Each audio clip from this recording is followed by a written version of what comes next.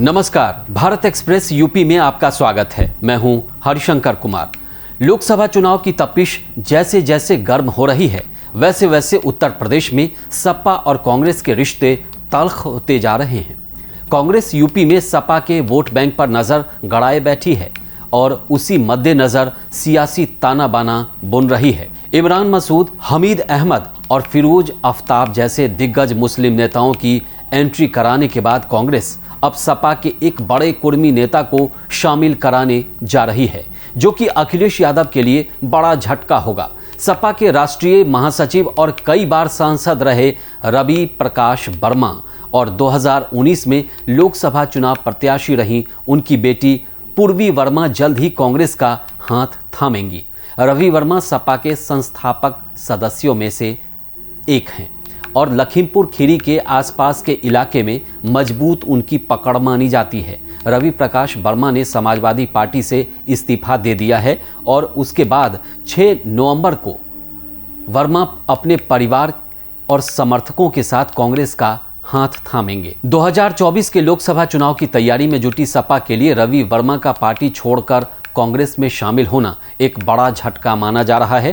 पूर्व सांसद रवि वर्मा सपा के दिग्गज नेताओं में गिने जाते हैं और पार्टी के गठन के समय से जुड़े हुए हैं। साल 1998 से 2004 तक लखीमपुर खीरी लोकसभा सीट से लगातार 3 बार सपा के टिकट पर सांसद बने और एक बार राज्यसभा सदस्य रहे।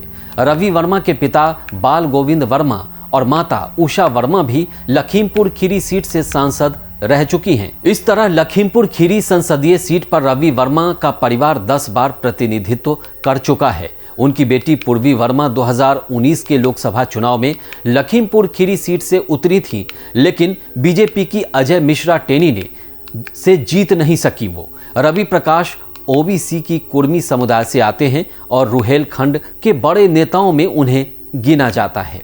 कांग्रेस की नज़र यूपी में जिस तरह सपा के वोट बैंक पर है, उसमें रवि वर्मा की एंट्री अहम रोल अदा कर सकती है।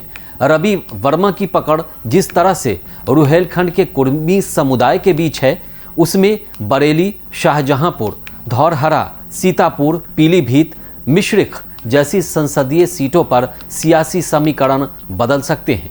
इन इलाकों में सपा के लिए 2024 के चुनाव में चिंता बढ़ सकती है।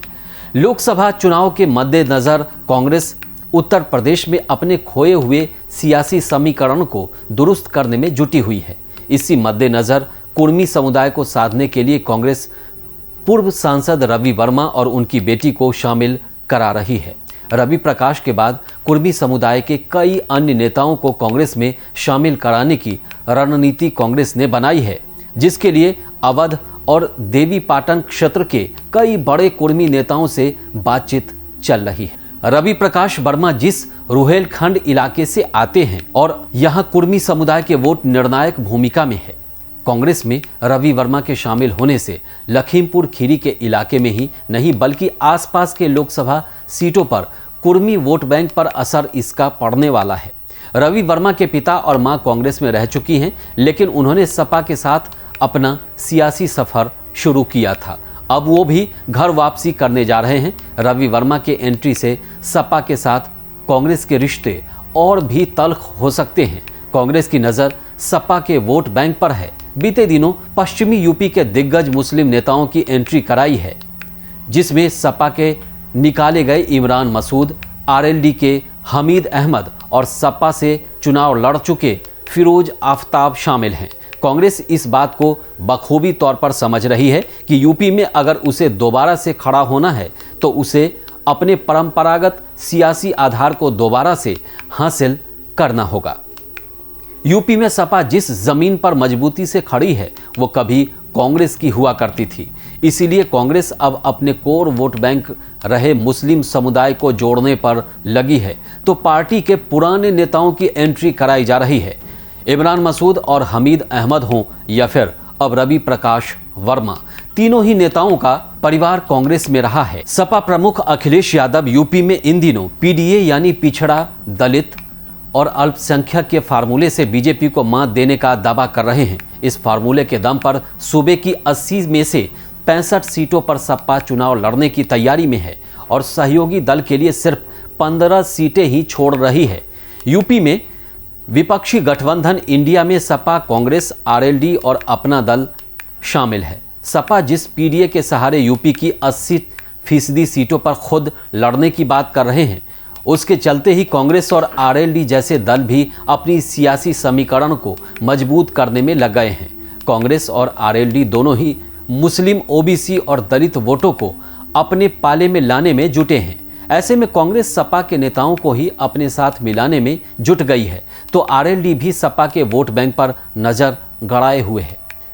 जयंत चौधरी लगातार मुस्लिम नेताओं के साथ बैठक कर रहे हैं और उन्हें अपने साथ जोड़ने का ताना बाना बुन रहे हैं। इतना ही नहीं, जयंत चौधरी और उनकी पार्टी साफ कह चुकी है कि कांग्रेस को लिए बिना पश्चिमी यूपी में बीजेपी को नहीं हराया जा सकता। इस वीडियो में फिलहाल इतना ही। उत्तर प्रदेश की तमाम खबरों के लिए देखते रहिए भारत एक्सप्रेस यूपी। नमस्कार।